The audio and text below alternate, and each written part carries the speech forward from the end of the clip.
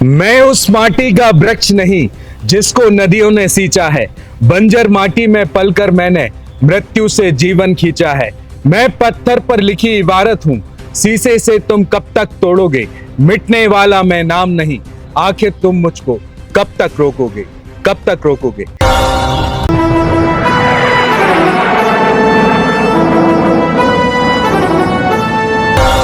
नमस्कार, मैं हूं आपके साथ में भूपेंद्र सिंह और आप रिपब्लिक सागर मीडिया के साथ में हैं। 2023 का विधानसभा चुनाव कंप्लीट हो चुका है और मध्य प्रदेश में भारतीय जनता पार्टी ने भारी बहुमतों से यानी कि प्रचंड बहुमतों से मध्य प्रदेश में सरकार बनाई है।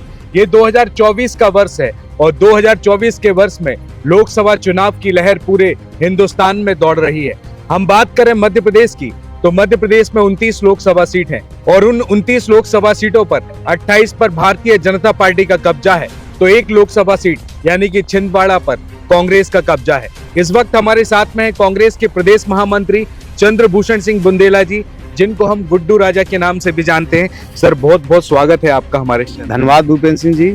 2023 के विधानसभा चुनाव में सर आपके लिए बुंदेलखंड की 26 विधानसभा सीटों का प्रभारी बनाया गया था, लेकिन कांग्रेस कहीं ना कहीं डाइवर्सिटी देखी गई कांग्रेस में और भारतीय जनता पार्टी के हाथ में सरकार आई।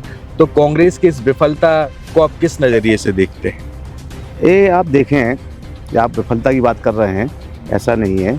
आप कैसे चुनाव में कैसे जीते हैं, किस सिस्टम के दायरे से जीते हैं, सबको पता है। पूरी जनता देख रही है। ईवीएम जब आई तब हम लोग हारने लगे और जो डाक मत पर थे हम लोग 199 सीटों पर जीते थे और कैसे हारे सबको पता है।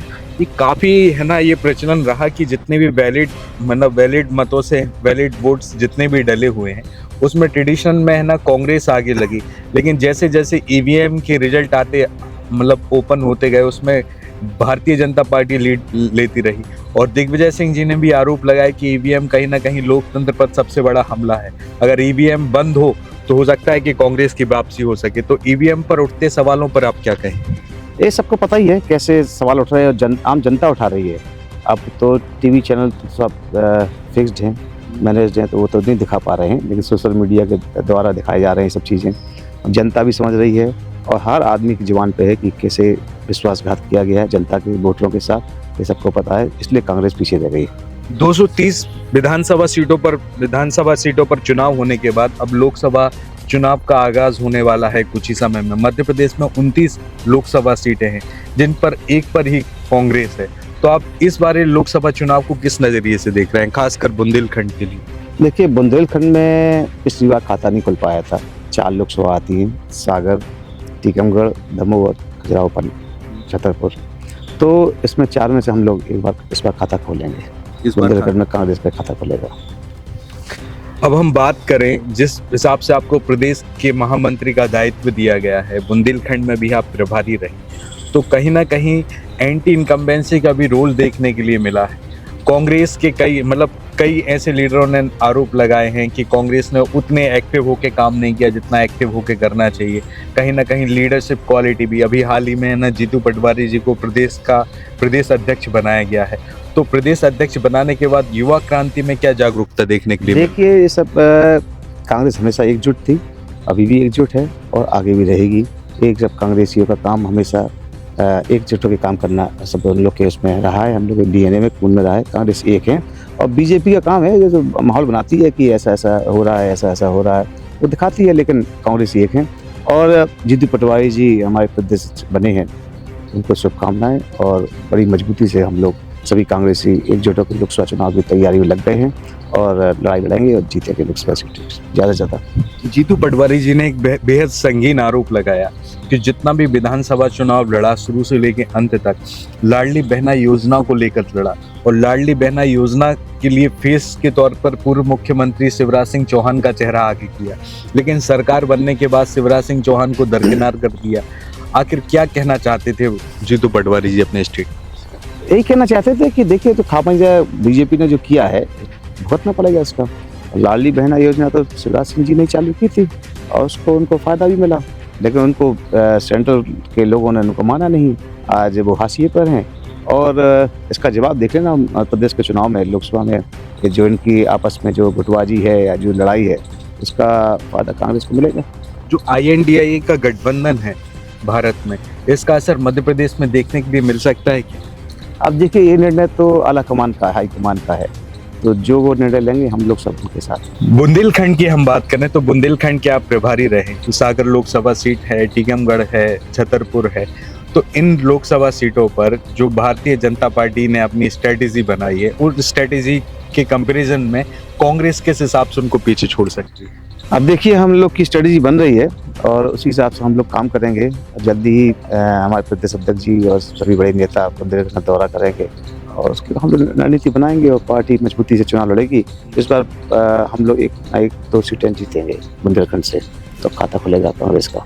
एक सवाल और पूछना चाहते हैं, जो अभी मतलब जो कानून बिल पारित हुए थे अभी पूरे भारत देश में, और ड्राइवरों की हड़ताल भी देखने के लिए मिली थी, मध्य प्रदेश में भी देखने के लिए मिली थी, बुंदेलखंड में भी देखने के लिए मिली थी, तो ये नए कानून हैं, इनका विरोध आपकी तरफ से मतलब इतना विरोध क्यों हुआ है? और जो ड्राइवरों के लिए जो एक कानून बनाया गया है जिसमें है ना कैजुअल एक्सीडेंट पर 10 साल तक की कैद हो सकती है और 7 लाख रुपए तक का जुर्माना हो सकता है, क्या आपको लगता नहीं कि सरकार को ये कानून निकालने से पहले ऐसे लोगों से बात करना चाहिए था पहले? ये देखिए इनका ये तानाशाही रवैया कभी का नहीं, शुरू से चला आ रहा है।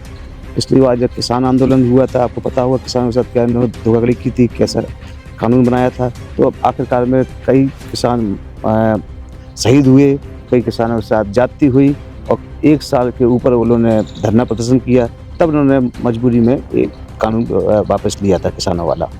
अब वही क्योंकि ये किसी से पूछते तो है नहीं, सीधे अपना निर्णय थोप देते हैं। अभी बिना जानकारी के, बिना डिस्कशन के, बिना वार्तालाप के, बिना ड्राइवरों के साथ बैठक करके, उनके एसोसिएशन के साथ बिना बैठक करके इन्होंने अपना कानून थोप दिया। अब उन्होंने कानून बना दिया, जैसे आपने बताया कि ड्राइवरों के साथ ये धोखाधड़ी है। अब उन्होंने लोकसभा में पारित करा लिया, वहाँ से पास करा लिया, राज्यसभा से पास करा लिया और राष्ट्रपति जी की मुहर लग गई। अब कानून बन चुका है, अब लागू नहीं कर पा रहे हैं। लागू तो होना ही है, अगर वापस नहीं लेंगे तो वापस लेना इनको जरूरी है और लेना चाहिए कि ड्राइवरों के हित में। क्योंकि वो बेचारा ड्राइवर कितना पैसा कमाता है, 7 लाख रुपए कहाँ से आएगा वो उसके पास, उसका परिवार पालना है। 9-10 हज़ार ज़्यादा तो कमाता नहीं, 7-10 हज़ार से ज़्यादा कमाता नहीं इस महीने में, हमेशा बाहर रहता है, परिवार से दूर भी रहता है। और उनके साथ जाति जो जुर्म किया है उनको वापस लेना चाहिए कानून, नहीं तो वो बेचारा परिवार मर जाएगा। मध्य प्रदेश में अब कांग्रेस का भविष्य कैसा देख रहे हैं आप? कांग्रेस का भविष्य अच्छा है, तो धोखाधड़ी से सरकार बन गई है। अब देखिए लोकसभा में इसका जवाब दिया जाएगा। लोकसभा में जनता को मालूम चल गया है कि इन्होंने कैसे सरकार बनाई है।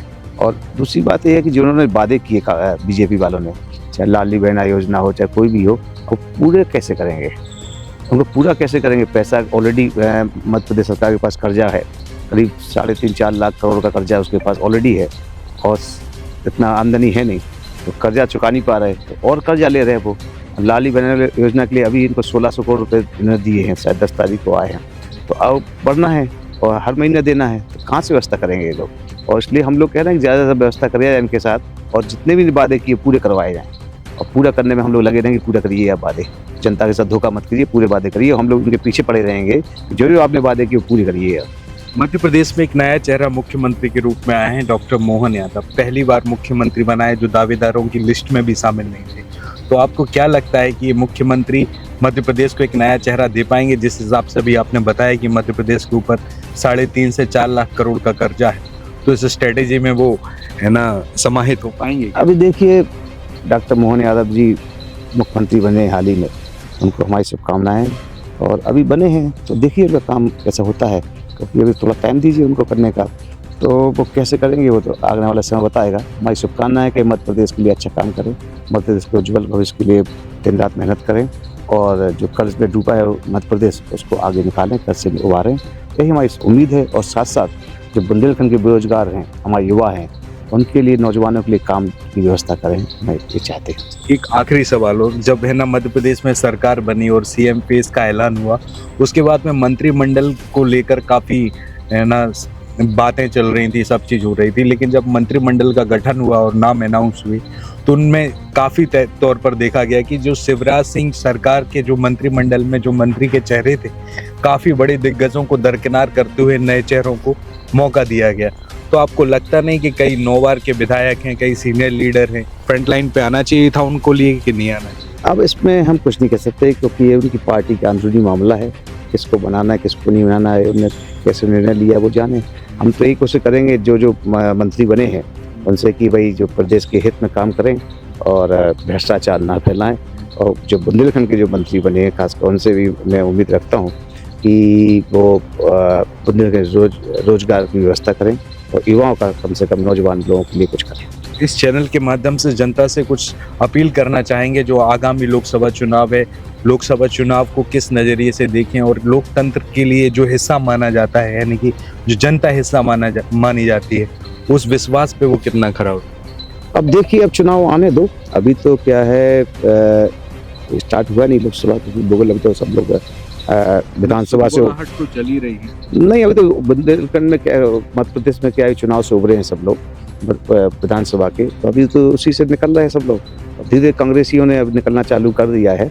ऐसे हमारे प्रदेश अध्यक्ष जी और सिंह जी और कटारे जी संयुक्त रूप से दौरा करना चालू कर दिया। अभी आजकल ग्वालियर संभाग में हैं, तो वो घूमना शुरू हो गया है। तो हम लोग अब निकलेंगे और काम करेंगे और मजबूती से जो हमारे कार्यकर्ता हैं, नेता हैं, उनका मनोबल और हौसला बढ़ाएंगे और फिर जुटेंगे पूरी ताकत से। बहुत बहुत धन्यवाद सर चैनल के साथ में जुड़ने के लिए। धन्यवाद। जैसा कि आपने देखा कि अभी हमारे साथ में थे गुड्डू राजा जी, जो कांग्रेस के प्रदेश महामंत्री हैं और विधानसभा चुनाव में उनको बुंदेलखंड की जिम्मेदारी दी गई थी 26 विधानसभा सीटों की। अब 2020 में लोकसभा चुनाव प्रस्तावित हैं, कुछ ही समय में भारत में लोकसभा चुनाव हो सकते हैं। अब देखते हैं कि मध्य प्रदेश में खास तौर पर बुंदेलखंड की तस्वीर क्या होगी। फिलहाल इस एपिसोड में इतना ही। मैं भूपेंद्र सिंह रिपब्लिक सागर मीडिया की ओर से आप सभी से विदा लेता हूं। रिपब्लिक सागर मीडिया को सब्सक्राइब अवश्य करें और आप हमारी आने वाली सभी वीडियो को देखना चाहते हैं तो आपको उसके लिए घंटी जरूर दबानी पड़ेगी ताकि आपको सभी वीडियो की नोटिफिकेशन समय समय पर मिलती रहे। रिपब्लिक सागर मीडिया पर जो भी वीडियो आएगा वह सच की कसौटी पर कसकर ही आएगा।